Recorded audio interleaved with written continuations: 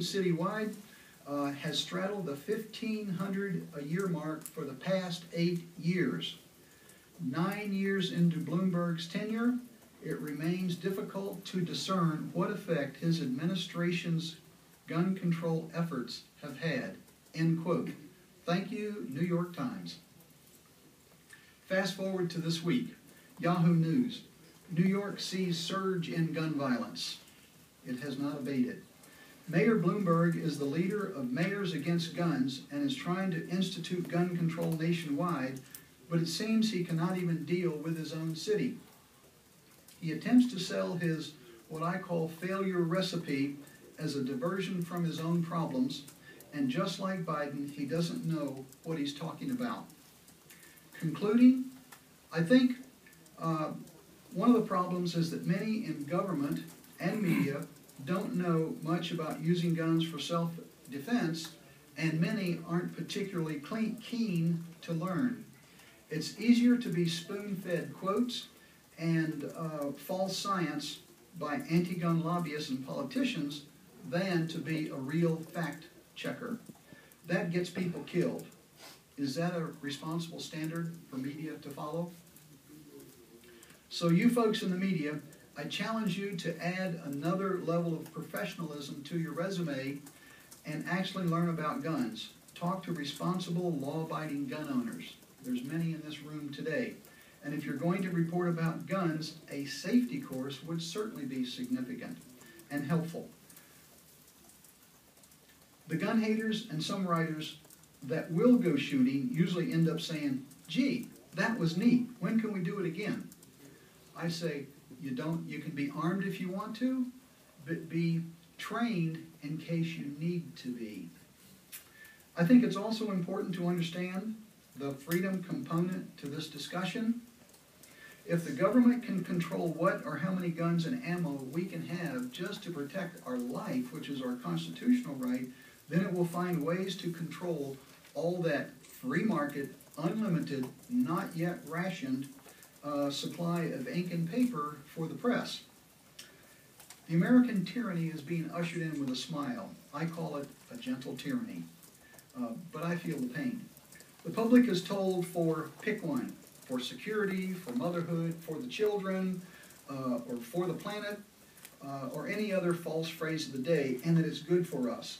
Like spying on the press is really good for us. All governments will initiate violence against citizens who have done nothing violent. 1887, Frederick Bastiat, during the French Revolution.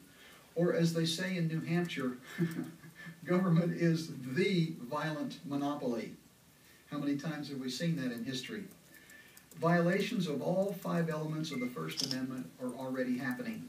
The brown shirts have invaded the privacy and sanctity or sacredness of our free press, which affects some people in this room. So now perhaps our position on the Second Amendment may not seem so extreme as it did before.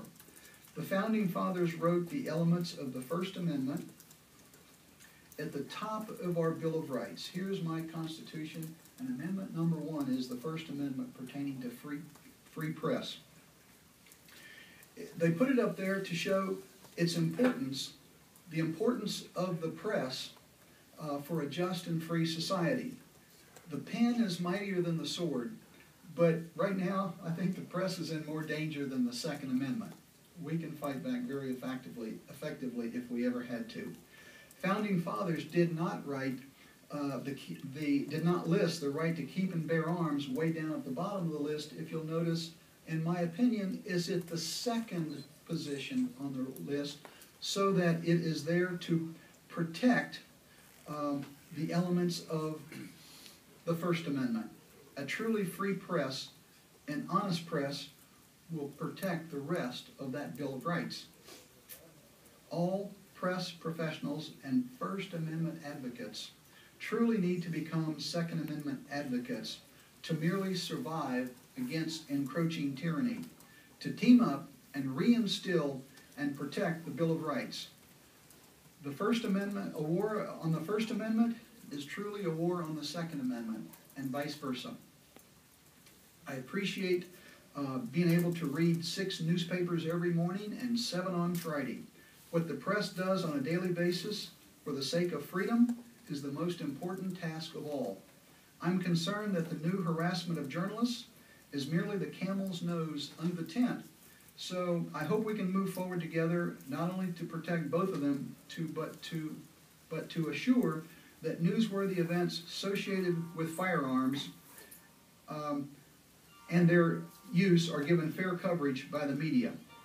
In conclusion, I appreciate the opportunity to be here and exercise my First Amendment right to share my thoughts on our Second Amendment rights. Honest, neutral, and objective journalism is necessary if government is to be held accountable and both of our First and Second Amendment freedoms preserved. Thank you. Okay. Better than you calling on people. Okay. Okay, questions? Hi, thanks very much for doing the event. I'm John Bramlage with Congressional Quarterly. And I just had 2 questions, actually. One is very simple. I'm confused as to how you mentioned that there's 6,000 schools that have been armed for years with security guards. How is that actually possible under the Gun-Free School Zones Act? What they do is they hire municipal police and security officers who basically are licensed policemen. So there's an exemption for government armed personnel? For police officers, yes. Okay. And then my follow-up question was just more broadly, what limits do you personally see on the Second Amendment, if any? I mean, where do you draw the line between, handguns, machine guns? Is there a line for you? There's an interesting line between criminals and mentally disturbed people. And there basically should be no limitations. Some people own tanks. Maybe we don't want Stinger missiles in the wrong hands. But for actual handguns, firearms, there isn't much limitation. Do you think the tank should be permissible? People have them. But do you think they should be? Oh, it doesn't matter what I think. I can't afford one. I think it matters. I mean, you're the subject of the most significant Supreme Court case on Second Amendment rights in history. We didn't take tanks to the Supreme Court. I remember right the day after the decision, someone called me a communist because I didn't ask for tanks and bazookas and Stinger missiles, and I didn't believe what I was hearing. So I replayed about 5 times, and I said, yes, that's what they said. But what they didn't understand in legal strategy is that what you have to do is we've lost our freedoms 1 inch at a time, and what you have to do is climb the ladder 1 slow rung at a time. All we wanted the decision to say was, yes, the Second Amendment is for people, not governments. And that's what we asked for, that's what we wanted, that's all we wanted. Okay, other questions? Sir, by the way, could you please identify who you're with? Sure. My name is Brian Wren. I'm just a D.C. resident. That counts. Sure. Brave man. Sure. 3D printing is about to change our world radically. Probably about as big as the internet. It's basically, you can be a manufacturer of anything you want in your basement as long as you have an internet drop and a 3D printer and the raw materials. And it's not going. Its costs are only going to go down. And we've already seen one person, Cody Wilson from Defense Distributed, produced a fully functional firearm from a 3D printer. That technology is only going to get more sophisticated and better as time goes on. But this really does put a lot of challenges for anyone who wants to regulate firearms, and I think it quite makes regulation almost out of reach. How do you think councils like D.C., places like New York, California will attempt to regulate those things, and do you think it will fail, and if so, how? Very good question, but I think you answered your own query is that it becomes, regulation basically is going to become out of reach. And as long as there's a free market, people really don't need to use that. And it will probably cost more to produce a metal one later on as technology advances than to buy it off the shelf. And as we know with drugs, any war on drugs just makes the product more readily available and with a lower price. So if anytime there was a, well, the figures for Australia that I brought show that murder didn't change much after they took all the guns away from the citizens in Australia. And surprisingly, the murder with firearms didn't drop